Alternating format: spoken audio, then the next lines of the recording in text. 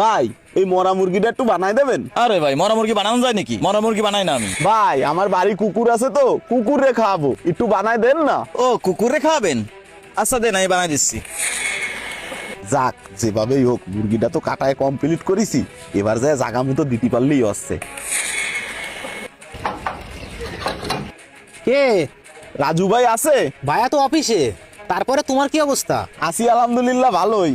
রাজু ভাইয়ের জন্য একটা মুরগি নিয়ে আইছিলাম, মুরগিটা রাখেন। আচ্ছা আসেন, ভিতরে আসেন। না ভাই এখন আসবো না, অন্য এক সময় আসবানি। আসি তাহলে।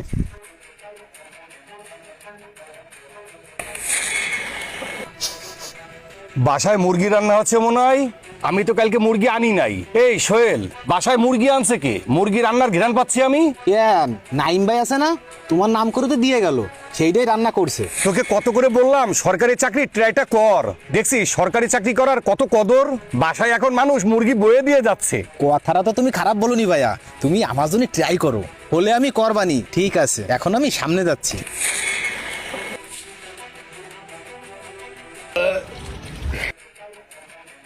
হে নাইম ভাই, তুমি যে মুরগিটা পাঠালাম, মুরগিটা তো একের। আইছেন? তোমার বলে পালা মুরগি, আমি তো একাই কবজি ডুবাই খাইয়ে বেলাইছি।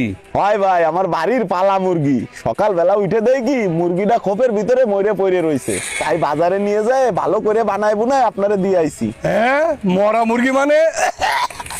এই তুমি মরা মুরগি খাওয়াইছো? মরা মুরগি খাওয়া হারাম, তুমি জানো না? হ্যাঁ, মরা মুরগি খাওয়া হারাম তা তো আমি জানি, কিন্তু আপনি তো হারাম খাওয়ায় অভ্যস্ত ভাই, এই জন্যই আপনাকে দিলাম। এ তুমি কিরম কথা করছো? আল্লাহ আকবার না কই আমি মুরগি জবাই দিয়ে খাই নে, হালালটাই খাই। রাজু ভাই, আপনি আবার হালাল হারামের বাজ বিচার করেন নাকি? আপনি যদি হালাল হারামের বাজ বিচারই করবেন তাহলে তো ঘুষ খাওয়া হারাম, সেইটা যেহেতু আপনি খাতি পারেন নির্দ্বিধায়, তাহলে মরা মুরগি খাতি সমস্যা কি? ধর মিয়া, আপনি কি ফালতু কথা করছেন?